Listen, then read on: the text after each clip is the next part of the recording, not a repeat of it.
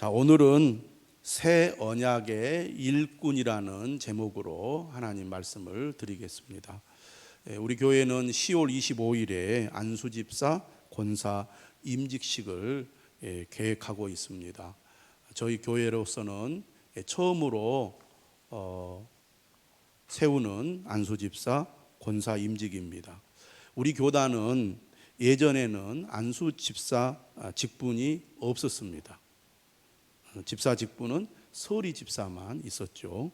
제가 처음 나주에 와서 목회할 때만 하더라도 안수집사 제도가 없었고요. 이 안수집사 제도가 생긴 지가 한 10여 년, 10년 조금 넘은 것 같습니다. 우리가 잘 알다시피 직분은 일하라고 세우는 것이죠.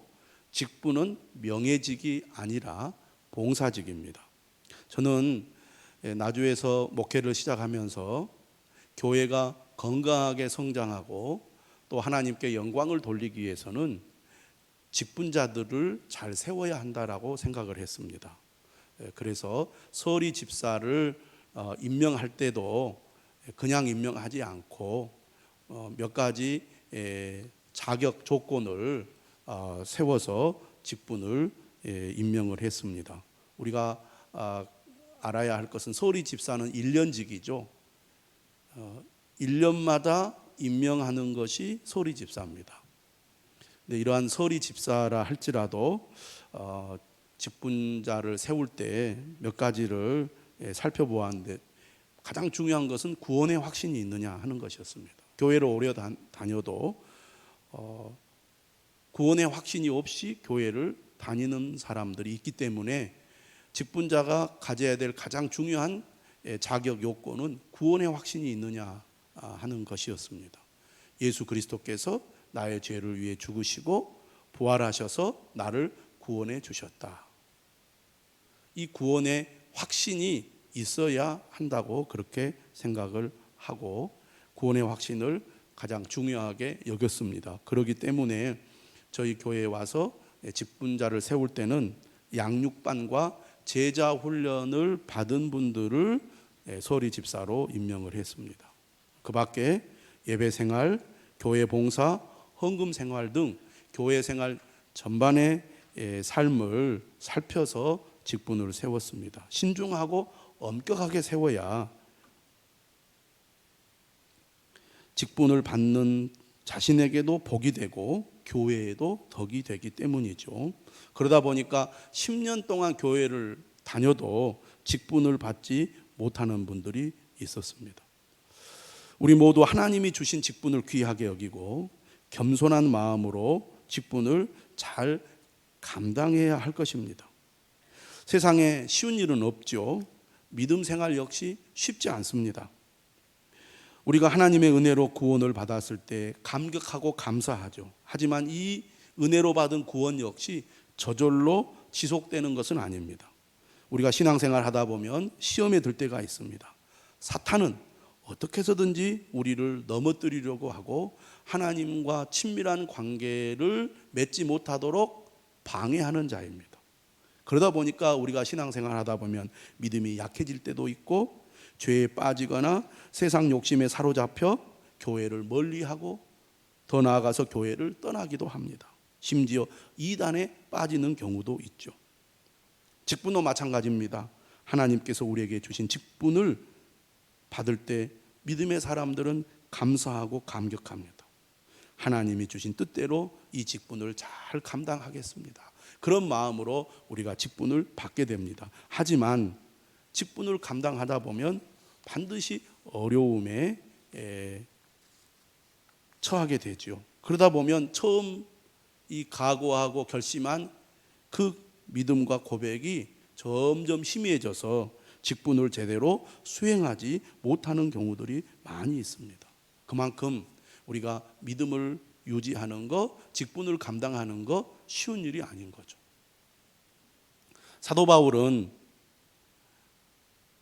교회의 편지들을 쓸 때마다 항상 자신이 누구인지 소개를 할 때 이렇게 소개를 합니다. 고린도후서 1장 1절에 보면 하나님의 뜻으로 말미암아 그리스도 예수의 사도된 바울이라고 그렇게 자신을 소개하고 있습니다.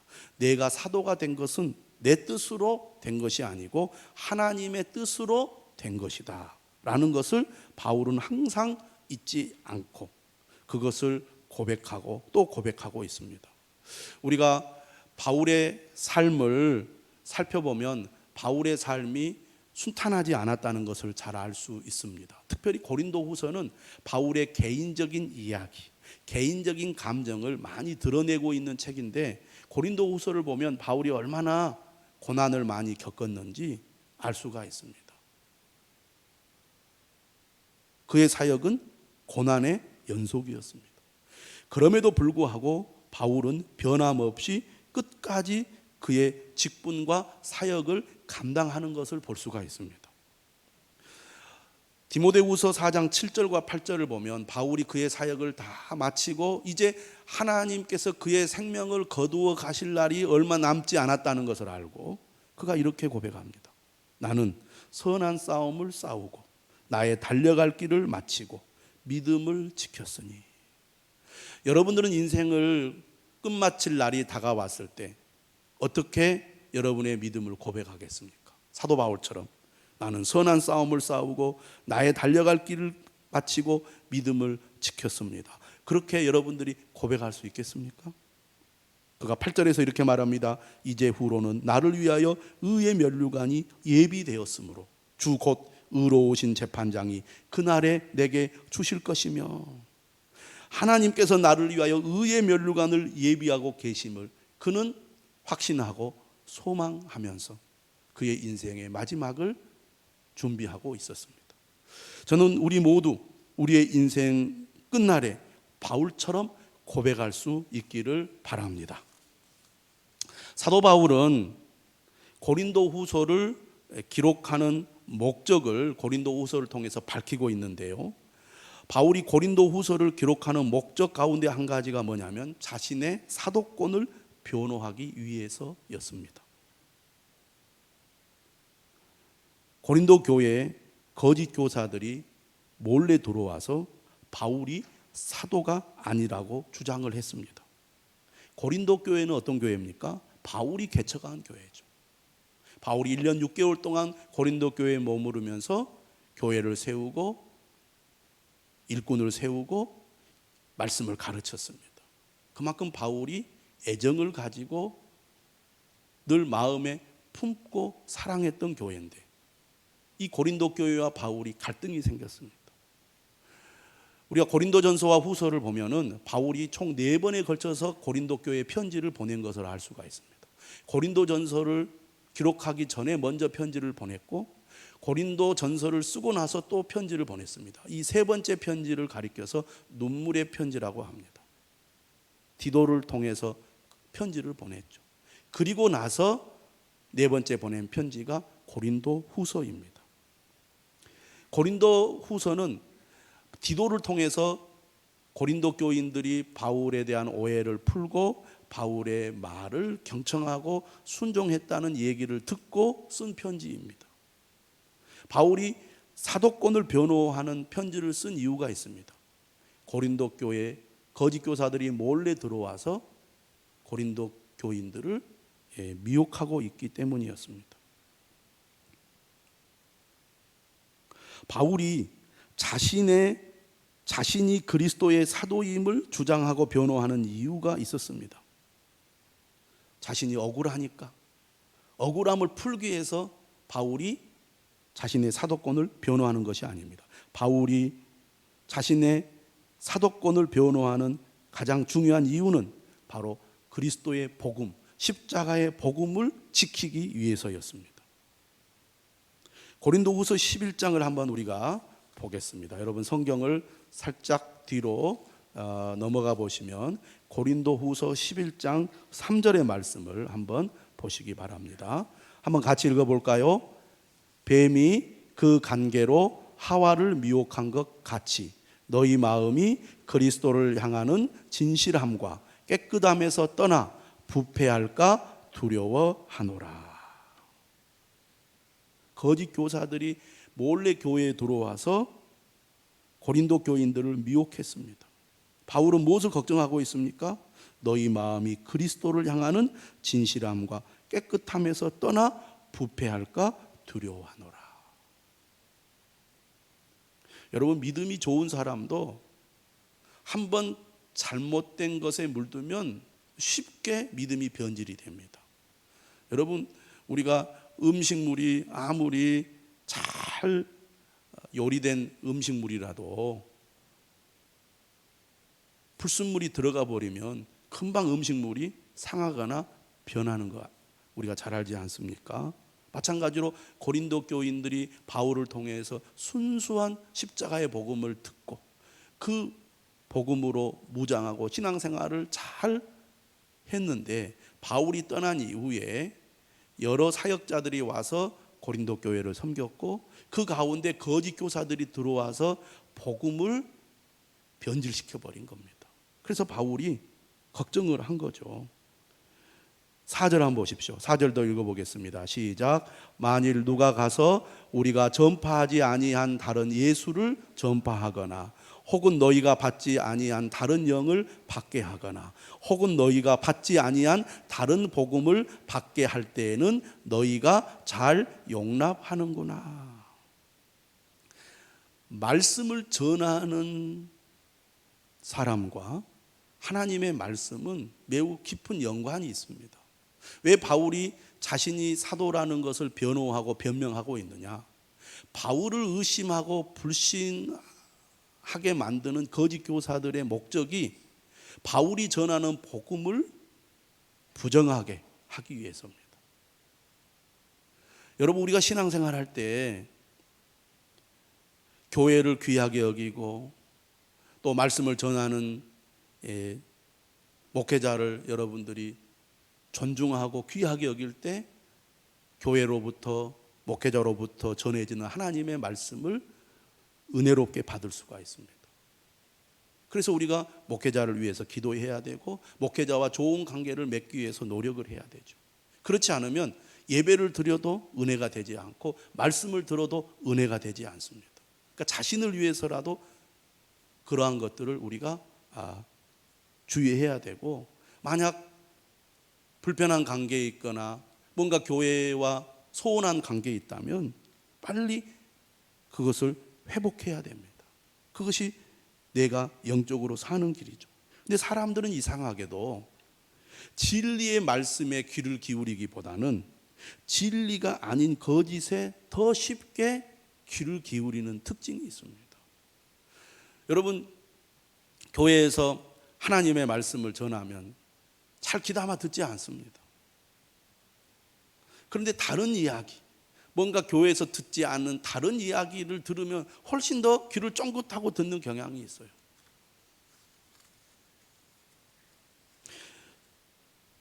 (11장) 19절 20절 한번 보겠습니다. 19절로 한번 가보시죠. 19절 한번 읽어볼까요? 너희는 지혜로운 자로서 어리석은 자들을 기쁘게 용납하는구나. 고린도 교인들은 스스로 지혜롭다고 여겼습니다. 그 사람들은 지식도 많고 말도 잘하고 그리고 성령의 은사도 풍성하게 받았습니다. 그러다 보니까 우리는 똑똑하다, 우리는 지혜롭다, 그런 자신감이 있었어요. 그런데 이렇게 지혜롭다고 스스로 여긴 이 고린도 교인들이 어리석은 자들을 너무나 잘 용납을 했어요. 거짓 교사들을 가리키는 거죠. 누가 이단에 잘 빠지느냐? 뭘 잘 모르면 잘 빠지지도 않습니다. 관심도 많고 의욕도 많고 배우려는 욕심도 있는 사람들이 이단에 빠지기가 쉬워요. 스스로 지혜롭다고 생각하는 사람들이 어리석은 자들을 기쁘게 용납해요. 20절 보십시오.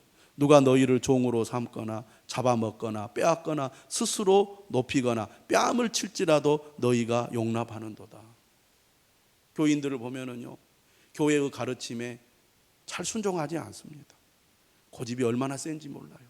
그런데 그런 사람들이 또 이단에 빠지면요, 얼마나 열심히 충성하고 순종하는지 모릅니다. 신천지 보셨죠? 이만희 교주를 대하는 신천지 교인들, 많은 사람들이 기존 교회에서 신앙생활하고 직분을 가지고 교회를 섬기던 사람들이었습니다. 마치 북한의 김일성, 김정일을 숭배하는 것처럼 그렇게 교주를 숭배합니다. 행사를 보면 무슨 북한 행사 같아요. 또 교주를 맞이해서 말씀을 듣기 위해서 어떻게 합니까? 기저귀를 다 찹니다. 여러분, 교주가 와서 우리에게 하나님 말씀을 전하는데 움직이면 되겠습니까? 전부 다 기저귀 차고 오세요. 다 기저귀 차고 자리를 떠나지 않습니다. 만약에 제가 여러분들에게 하나님 앞에 예배 드릴 때 우리가 여러 시간 동안 예배를 드리는데 전부 다 기저귀 차고 오십시오. 그러면 무슨 이런 교회가 다 있어 하고 욕을 하며 떠날 겁니다. 근데 이 이단들은요, 그렇게 하라고 해도 그대로 해요. 뿐만 아니라 교주가 나와가지고 막 큰 소리를 치면서 화를 내고 막 꾸지람을 하는데도 사람들이 아멘 하고 또 듣습니다. 20절 말씀대로 그대로 하는 것을 보고 야, 참 기가 막히다 그런 생각이 들었습니다. 거짓 교사들은 바울에게 그는 사도가 아니다 이렇게 바울을 반대하고 대적을 합니다. 고린도후서 1장 12절부터 2장의 말씀을 보면 어떻게 바울을 비난을 하냐면, 바울이 이전에 고린도 교인들에게 편지를 썼습니다. 그 편지 내용에 고린도 교회 방문 계획이 나옵니다. 그런데 바울이 그 계획을 변경하게 돼요. 고린도 교회를 가지 못하게 되었습니다. 그러자만 반대자들이 그렇게 얘기를 했던 것 같아요. 여러분, 바울이 보낸 편지는 개인적인 사적인 편지가 아닙니다. 사도가 교회에 보낸 공적인 편지죠. 근데 바울이 고린도 교회를 방문하겠다고 약속을 했는데 그 약속을 지키지 않은 거예요. 봐라, 바울은 약속을 지키지 않은 사람이다. 그는 신실하지 못한 사람이고 그는 거짓말하는 자다라고 바울을 비난을 하는 겁니다. 3장에는 뭐라고 바울을 비난을 하냐면, 바울이 추천서를 한 번이라도 보여준 적이 있느냐 이렇게 바울을 공격한 겁니다. 바울이 정말 사도라면 믿을 만한 교회, 믿을 만한 사도들로부터 추천서를 받아야 되는데 그런 추천서가 없지 않느냐. 바울을 반대하는 대적자들의 중심에 누가 있냐면 유대주의자들이 있었습니다. 이들은 예수 그리스도를 믿지만 구약의 율법을 지켜야 한다고 주장하는 사람들이었습니다. 이들 가운데는 이렇게 바울을 비난하는 사람들이 있었던 것 같습니다. 우리는 예수 그리스도께서 살아계실 때 직접 예수 그리스도를 만나서 그로부터 하나님의 말씀을 들은 사람이다. 그러나 바울은 예수님을 생전에 만난 적이 없는 사람이잖아요. 한마디로 말하면 정통 시비를 건 겁니다. 바울은 정통이 아니다 그 말입니다. 이렇게 바울의 추천서를 빌미 삼아서 바울은 사도가 아니다 그렇게 바울을 비난하고 바울을 반대하고 바울을 대적했습니다. 바울은 복음을 전하는 사역을 하는 가운데 이처럼 내부적으로 반대와 비난을 받았고 시기와 질투를 받았습니다. 또 외부적으로는 박해를 수없이 받고 죽음의 위협도 많이 받았습니다. 여러분, 보통 사람 같으면 흔들릴 수밖에 없을 것입니다. 내가 이렇게 고생하면서 이런 취급을 받아가면서 내가 계속 직분을 감당할 이유가 있겠느냐? 절망하지 않겠습니까? 그러한 일들이 계속 반복되면 포기하지 않겠습니까? 그런데 바울은 그러한 어려움을 겪었음에도 불구하고 끝까지 그의 직분과 사명을 감당했다는 겁니다. 여러분, 우리가 신앙생활을 시작하면서 믿음으로 살아가려고 하지만 여러 가지 방해와 벽에 부딪혀서 믿음이 흔들리는 경우가 있습니다. 이것을 잘 이겨내고 잘 극복하고 그럼에도 불구하고 믿음 생활을 해 나갈 때 하나님께서 우리에게 은혜 주시고 우리의 믿음이 성장하게 되죠. 그러나 많은 사람들은 그런 어려움에 부딪혀서 결국 신앙을 포기한 사람들도 얼마나 많습니까? 직분도 마찬가지입니다. 끝까지 직분을 잘 수행하고 하나님 앞에 충성한 사람도 있지만 하나님이 주신 직분을 끝까지 감당하지 못하고 여러 가지 반대, 또 비난, 또 시기 질투, 또 여러 가지 시험 때문에 직분을 감당하지 못하고 중단하는 사람들도 얼마나 많은지 모릅니다. 근데 저는 여러분들이 사도 바울이 디모데후서에서 고백한 것처럼 나는 선한 싸움을 싸우고 나의 달려갈 길을 마치고 믿음을 지켰습니다 라고 고백할 수 있기를 바랍니다. 그러면 우리도 바울처럼 어떤 어려움에도 흔들리지 않고 직분을 감당하기 위해서는 어떻게 해야 할까요? 우리에게 무엇이 필요할까요? 오늘 본문을 보면 바울은 분명한 확신이 있었습니다. 이 확신이 어려움 가운데서도 끝까지 직분을 감당하게 했습니다. 그 확신이 뭐냐? 바울은 자신에게 직분을 주신 분은 사람이 아니라 하나님이라는 그런 확신이 있었습니다. 여러분, 교회를 통해서 우리가 직분을 받습니다. 근데 이 직분은 사람이 준 직분이 아니라 하나님께서 내게 주신 직분이라는 것을 우리가 분명히 알아야 할 것입니다. 그래서 바울이 고린도후서 1장 1절에서도 하나님의 뜻으로 말미암아 사도가 되었다고 말하지 않습니까? 우리도 마찬가지입니다. 하나님께서 내게 직분을 주셨습니다. 하나님께서 내게 주신 직분이니까 우리가 귀하게 여겨야 되지 않겠습니까? 귀한 직분 아닙니까? 대통령이 국민들의 손으로 선출되어서 대통령이 되었는데 하기 싫다고, 사람들이 나를 미워한다고, 그만하겠다고 그렇게 중단하면 그게 되겠느냐 그 말이에요. 사람이 세운 직분도 귀한 직분인데 하나님이 세운 직분은 얼마나 귀한 직분이냐. 오늘 말씀 한번 보시기 바랍니다. 바울이 3장 4절에서 이렇게 말해요. 지금 1절부터 3절까지는 추천서에 대한 얘기를 하고 있습니다. 그럼에도 불구하고 바울이 어떤 확신이 있습니까? 우리가 그리스도로 말미암아 하나님을 향하여 이 같은 확신이 있으니 5절입니다. 우리가 무슨 일이든지 우리에게서 난 것 같이 스스로 만족할 것이 아니니 우리의 만족은 오직 하나님으로부터 나느니라. 여기서 만족이라는 단어는 대부분의 번역에서는 뭐라고 번역을 했냐면 자격이라는 단어로 번역을 하고 있습니다. 원문은 자격이라는 단어가 더 적당한 번역이라고 하겠습니다. 다시 말하면 우리의 자격은 하나님으로부터 나느니라. 나에게 사도의 직분을 주신 분은 사람이 아니라는 거죠. 사람의 추천으로 말미암아 내가 사도가 된 것이 아니라 하나님께서 나에게 사도의 직분을 주셨다는 것입니다. 오늘 우리도 마찬가지입니다. 하나님께서 나를 부르셨습니다. 하나님께서 나를 구원해 주셨습니다. 하나님께서 나를 직분자로 세우신 것입니다. 바울은 특히 오늘 본문을 통해서 자신이 어떤 직분을 받은 사람이라고 말합니까? 6절에 이렇게 말합니다. 그가 또한 우리를 새 언약의 일꾼 되기에 만족하게 하셨으니, 새 언약의 일꾼으로 세우셨다는 것입니다. 새 언약의 일꾼으로 일꾼 되는 자격을 주셨다는 거예요. 새 언약의 일꾼. 새 언약이라는 말은 무슨 뜻입니까? 모세의 옛 언약과 대조가 되는 그리스도의 새 언약을 가리키는 거죠. 이스라엘이 모세를 통해 맺은 언약 관계를 깨뜨렸기 때문에 하나님의 심판을 받았습니다. 하지만 하나님은 그의 백성을 향한 사랑과 신실함으로 새로운 관계를 약속하셨죠. 그 약속이 예수 그리스도를 통하여 성취되었습니다. 이것이 새 언약입니다. 여러분, 예수 그리스도는 우리 죄를 위하여 십자가에 못 박혀 죽으셨죠. 그러므로 예수 그리스도를 믿는 자들은 죄 사함을 받고 하나님의 자녀가 되며 영원한 생명을 얻게 됩니다. 이 약속의 성취로 우리는 성령을 받은 것입니다.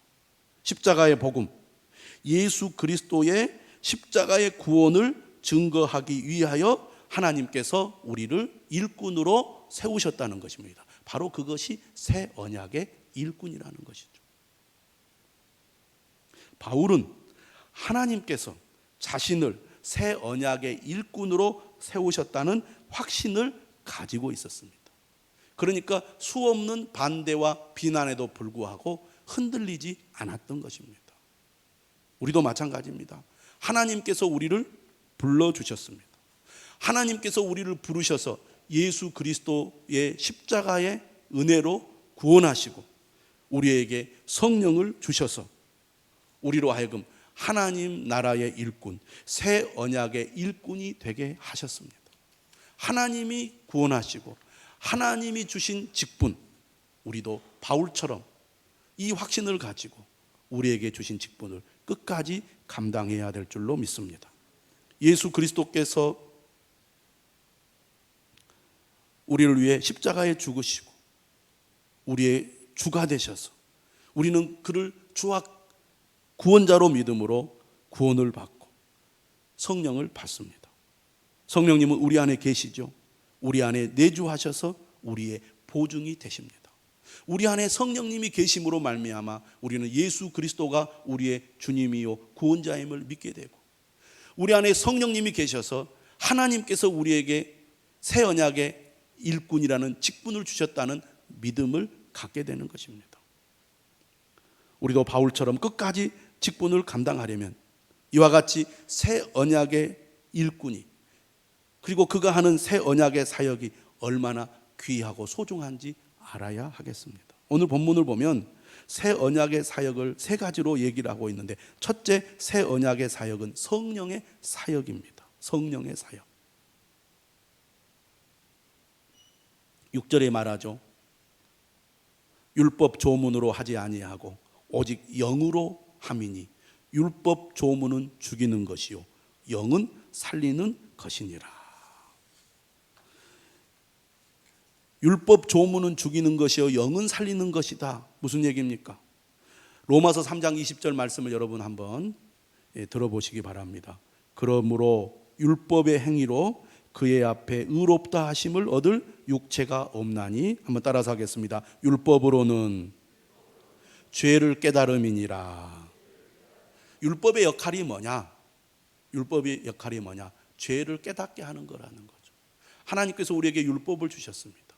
율법을 통하여 우리는 죄가 무엇인지 알게 됩니다. 또 우리는 하나님께서 주신 율법을 통하여 우리가 율법을 온전히 지킬 수 없는 죄인임을 깨닫게 돼요. 하나님의 특별한 은혜가 없이는 우리가 하나님 앞에 설 수 없는 죄인이라는 것을 우리가 깨닫는다는 것입니다. 그게 율법의 역할이라는 것이죠. 그래서 6절에 율법 조문은 죽이는 것이라고 말을 하고 있습니다. 모세를 통하여 이스라엘 백성들에게 주신 하나님의 율법은 죄를 깨닫게 하고 인간이 하나님 앞에 얼마나 큰 죄인임을 깨닫게 해준다는 것입니다. 하지만 성령은 어떤 분이시냐? 사람을 살리는 분이시라는 것이죠. 예수 그리스도의 십자가의 복음을 믿고 우리가 예수 그리스도를 우리의 주로 영접할 수 있게 해주시는 분은 누굽니까? 성령님이십니다. 그 성령님은 죄로 말미암아 죽을 수밖에 없는 인간을 살리시는 분이시고, 우리가 십자가의 복음을 전할 때 성령께서 그 사람 가운데 임하셔서 믿지 않는 사람들을 예수 믿게 하고 구원받게 하는 것이죠. 그래서 성령, 영은 살리는 것이다 라고 말하고 있습니다. 두 번째로 성령의 사역은 생명의 사역입니다. 오늘 본문 말씀을 보면 9절에 이렇게 말하죠. 정죄의 직분도 영광이 있은즉 의의 직분은 영광이 더욱 넘치리라. 7절 말씀부터 한번 볼까요? 돌에 써서 새긴 죽게 하는 율법 조문의 직분도 영광이 있어. 율법은 하나님은 어떤 분이시고 인간은 어떤 존재인지를 알게 해주기 때문에 그 직분도 영광이 있는 직분이라는 겁니다. 하지만 율법은 한계를 가지고 있다는 것이죠. 율법이, 구약의 율법이 그림자와 같다면 예수 그리스도의 십자가의 복음은 실체라는 것입니다. 그것을 무엇을 예로 들어서 바울이 설명을 하고 있느냐면 7절 하반절에 보면 이렇게 말합니다. 이스라엘 자손들은 모세의 얼굴에 없어질 영광 때문에도 그 얼굴을 주목하지 못하였거든. 출애굽기에 보면 모세가 두 번째 시내산에 올라갑니다. 거기에서 다시 십계명을 받게 되죠. 40일 동안 하나님과 함께 머물렀던 모세가 십계명 두 돌판을 들고 산 아래로 내려올 때 하나님의 그 영광이 모세의 얼굴에 스며들어서 그 얼굴에서 광채가 나는데, 사람들이 그 얼굴을 직접 보면 안 되기 때문에 모세가 수건을 가려 그 얼굴에 그 비친 하나님의 영광을 가리었습니다. 근데 그 영광은 일시적인 영광이다, 그 말입니다. 시간이 지나면 그 얼굴에 비치는 영광이 사라지게 되는 거죠. 이러한 모세의 얼굴에 비치는 영광을 구약의 율법에 지금 비유하고 있는 것이죠. 구약의 율법은 예수 그리스도의 십자가의 복음이 우리에게 주어질 때 그 역할을 다하게 된다, 그런 얘기죠. 그러면서 9절에 뭐라고 말합니까? 이러한 정죄의 직분, 죄가 무엇인지 깨닫게 하는 그 직분도 영광이 있는데, 의의 직분, 예수 그리스도로 말미암아 의롭게 되는, 사람을 살리는 이 의의 직분은 영광이 더욱 넘칠 것이다, 그런 얘기입니다. 그러니까 바울은 하나님께서 내게 주신 이 새 언약의 직분이 성령이 하시는 일이요, 사람을 살리는 일이라는 그런 확신이 있었습니다. 이처럼 사람을 살리는 귀한 일을 내게 주셨는데 내가 힘들고 어렵다고 그것을 내가 포기할 수 있겠느냐 하는 것이죠. 세 번째로 새 언약의 사역은 무엇이라고 말합니까? 3장 11절 보십시오. 없어질 것도 영광으로 말미암았은즉 길이 있을 것은 더욱 영광 가운데 있느니라. 영광의 지속성이 다르다는 것입니다. 바울은 그리스도의 복음이야말로 그 영광이 지속적이라고 말을 하고 있는 거예요. 여러분, 우리가 이 세상 살아가면서 많은 일들을 합니다. 다 귀하고 소중하고 보람 있고 의미가 있는 일이죠. 그러나 그 어떤 일도 하나님께서 우리에게 주신 새 언약의 직분보다 귀하고 가치 있지 않다는 얘기입니다. 새 언약의 직분이야말로 그 영광이 지속적이기 때문입니다. 이렇게 바울은 하나님께서 그에게 맡겨주신 새 언약의 직분이 영광스럽고 그 영광이 지속적이기 때문에 나는 어떤 일이 있어도 하나님께서 내게 주신 이 새 언약의 직분을 끝까지 감당할 것이다, 그렇게 생각을 하고 최선을 다하여 그 직분을 감당했던 것입니다. 직분자는 일꾼입니다. 일꾼은 일하라고 맡겨주신 직분이죠. 직분은 명예가 아닙니다. 직분은 봉사직입니다. 그러므로 하나님께서 우리에게 맡겨주신 직분을 우리는 하나님의 뜻을 따라 끝까지 최선을 다해 감당해야 될 줄로 믿습니다. 무엇보다도 이 직분을 감당할 때 우리에게 무엇이 있어야 됩니까? 분명한 믿음이 있어야 됩니다. 확신이 있어야 됩니다. 고린도전서 9장 27절에서 바울이 이렇게 말하죠. 내가 내 몸을 쳐 복종하게 함은 내가 남에게 전파한 후에 자신이 도리어 버림을 당할까 두려워함이라. 내가 열심히 봉사하고 열심히 주를 섬겼는데 정작 내가 주님을 향한 진실한 믿음과 진실한 고백, 진실한 삶이 없다면 내 봉사가 무슨 의미가 있겠습니까? 직분자는 나를 돌아보아 정말 내가 주님을 진실로 믿고 주님을 진실로 따르는 주님의 사람인지를 항상 살펴야 될 것입니다. 또한 직분자는 충성을 다해야 합니다. 고린도전서 4장 2절에서 뭐라고 말합니까?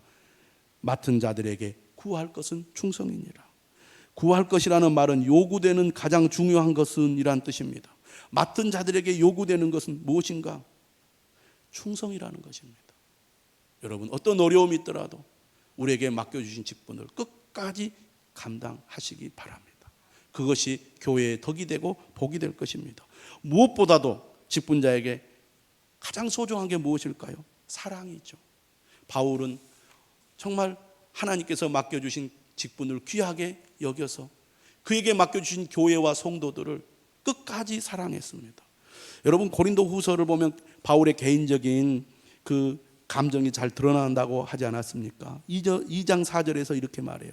내가 마음에 큰 눌림과 걱정이 있어 많은 눈물로 너희에게 썼노니 이는 너희로 근심하게 하려 한 것이 아니요 오직 내가 너희를 향하여 넘치는 사랑이 있음을 너희로 알게 하려 함이라. 하나님께서 맡겨주신 직분, 그 직분을 감당하기 위해서 그가 교회를 세우고 성도들을 세우는데 그 교회와 성도들 때문에 마음에 큰 눌림과 걱정이 있어 많은 눈물을 흘렸다고 말합니다. 11장 28절에서도 말하죠. 아직도 날마다 내 속에 눌리는 일이 있으니 곧 모든 교회를 위하여 염려하는 것이니라. 누가 약하면 내가 약하지 아니하며 누가 실족하게 되면 내가 예타지 아니하더냐.